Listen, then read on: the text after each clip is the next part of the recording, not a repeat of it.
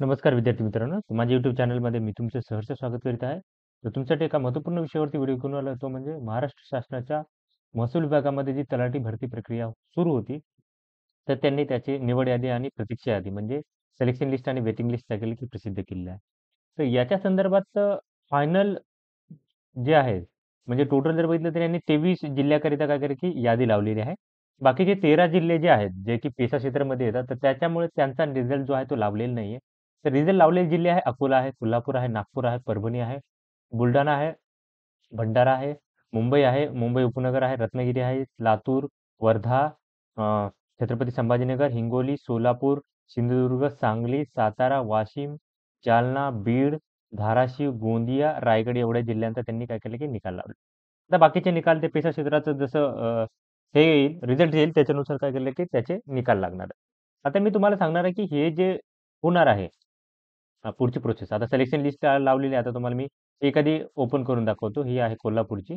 त्याच्यानंतरनं suppose मी काय केलं की साताऱ्याची दाखवत आहे. तर याच्यामध्ये तुम्हाला सांगणार आहे की जे फायनल जे ऑर्डर भेटणार आहे विद्यार्थ्यांना, जे नियुक्ती पत्र भेटणार आहे, ते कशानंतर भेटणार आहे? सगळ्यात पहिले तर काय करणार की यांचं जे विद्यार्थी सिलेक्टेड आहेत आणि जे डॉक्युमेंट हे आहेत वेटिंग लिस्टमध्ये आहेत, त्या दोन्ही विद्यार्थ्यांचं काय करणार की डॉक्युमेंट व्हेरिफिकेशन होणार सगळ्यात पहिलं तर. आता बघा हे विद्यार्थी आहेत, ओके. तर याच्यामध्ये सपोज काय केलं की ओपनसाठी 16 सीट होते, तर 16 सीटमध्ये यांनी काय केलं की सिलेक्शन दाखवलेलं आहे. त्याच्यानंतर ना जर बघाल तुम्ही, तर इथे सगळ्यात गोष्ट म्हणजे की उमेदवाराची नियुक्ती हे संबंधित ओळखपत्र, कागदपत्र, प्रमाणपत्र पडताळणी, वैद्यकीय चाचणी आणि चारित्र्य पडताळणी अहवाल. ओके.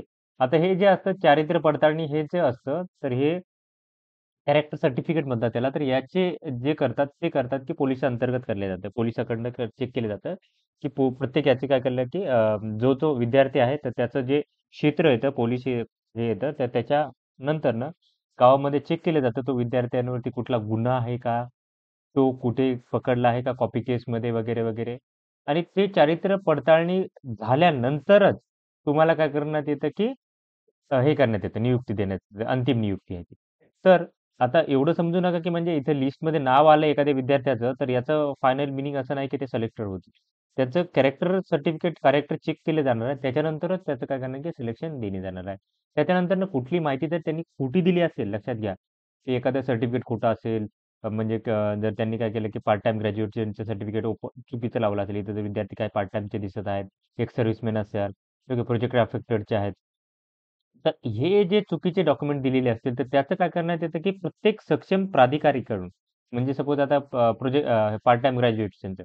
आता याचं जे काय असतं, की याचं शासनाकडे याची नोंदणी असते 3 वर्षाची. तर ह्याची नोंदणी चेक केली जाते आणि जर तिथं जर नाव नसेल, त्यांनी जर डुप्लिकेट सर्टिफिकेट बनवले असतील, तिथं जर नाव नसेल, तर त्यांना परत काय केलं जातं, त्यांच्यावरती गुन्हा दाखल केला जातो आणि त्यांना लिस्टमध्ये अपात्र ठरवण्यात येतं. त्याच्यानंतर कुठलेही असेल म्हणजे तुम्हाला जर बघा तर एखाद्याने काय केलं असतं, की ओबीसीचं असेल, की नॉन क्रिमिनल चुकीचं लावलं असेल त्यांनी आणि ते परत हे केलं केलं जातं, त्याला रेक्टिफाय केलं जातं, त्याला चेक केलं जातं आणि तिथं जर चुकीचं आढळलं, तर त्या विद्यार्थ्यांचं पूर्ण जे सदस्यत्व असतं, जे काही ऑर्डर असते, ती त्यांना भेटली जात नाही, त्याची कॅन्सल केली जाते. तर ही माहिती आहे. तर त्यामुळे काय करा, की काळजी करू नका. चारित्र्य पडताळणी होणार आहे. त्याच्यानंतरच सगळ्या विद्यार्थ्यांना काय करा, की फायनल ऑर्डर भेटणार आहे. तर ही अशी माहिती होती. तर अशाच महत्त्वपूर्ण अपडेटसाठी माझ्या चॅनलला सबस्क्राईब करा, व्हिडिओला लाईक करा आणि इन्फॉर्मेशन मित्रांसोबत शेअर करा. धन्यवाद.